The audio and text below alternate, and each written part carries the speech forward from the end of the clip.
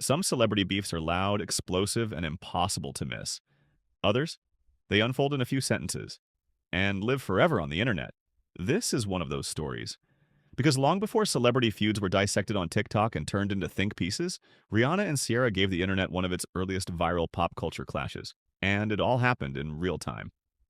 On Twitter, back in the early 2000s, Ciara was already a major force in pop and R&B. She had hits, choreography that defined an era, and a reputation for being polished, reserved, and professional. Rihanna, meanwhile, was entering a new phase of her career. Edgier, bolder, and increasingly unfiltered. Their worlds overlapped often. Award shows, fashion events, industry circles. But the tension between them didn't come from music charts or competition over hits. It came from one comment. In 2011, Ciara was asked in an interview about her experience meeting Rihanna. Her response seemed harmless at first, but it carried a tone that didn't land well. Ciara said that when she met Rihanna, Rihanna wasn't the nicest. That was it. No insults. No follow-up explanation. Just a casual remark, but Rihanna heard it. And Rihanna responded the only way early 2000s celebrity did. Publicly, immediately, on Twitter. Rihanna tweeted directly at Ciara saying she was sorry she offended her, but adding that maybe Ciara forgot how the meeting actually went. It was polite, but sharp, and Ciara didn't back down. She responded, clarifying that she meant what she said and didn't feel the need to change her story. What followed was a brief but unforgettable exchange. Subtle jabs, sarcasm, and Rihanna's signature wit on full display.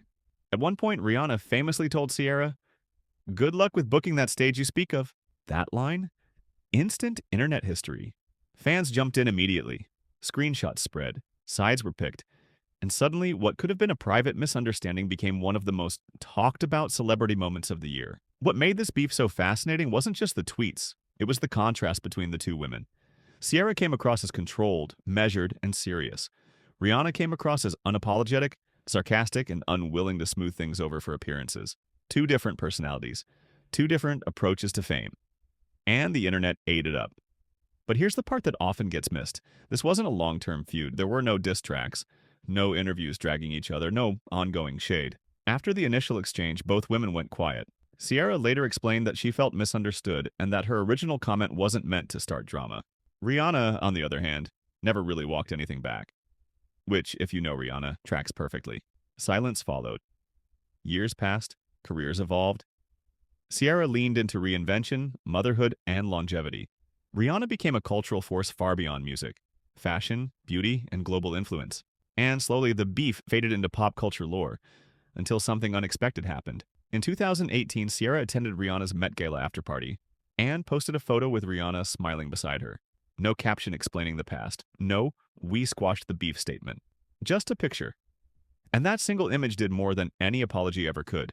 It confirmed that whatever tension existed had long been resolved. Later, Ciara openly acknowledged that the situation was immature in hindsight, describing it as a misunderstanding amplified by social media.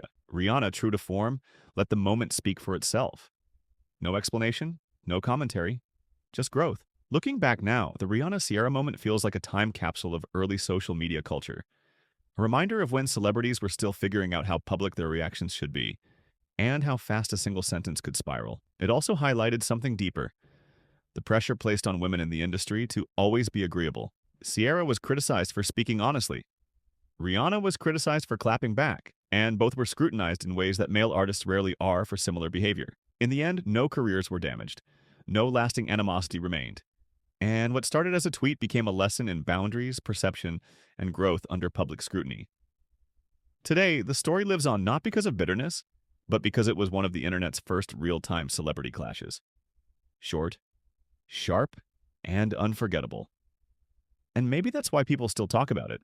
Because sometimes the most iconic beefs aren't about hatred. They're about two people refusing to pretend, and eventually realizing they don't need to anymore.